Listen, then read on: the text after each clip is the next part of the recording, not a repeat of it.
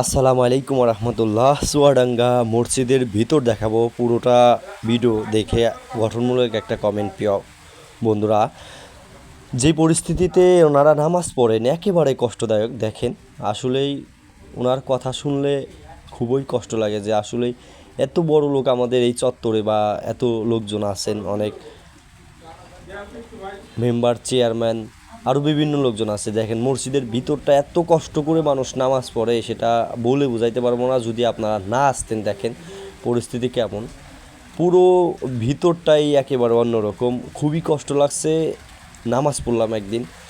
যাই হোক, আমি এই মসজিদের বিষয়ে 50,000 টাকা দেওয়ার কথা বলছি, এক ডিসিমাল জায়গার দাম।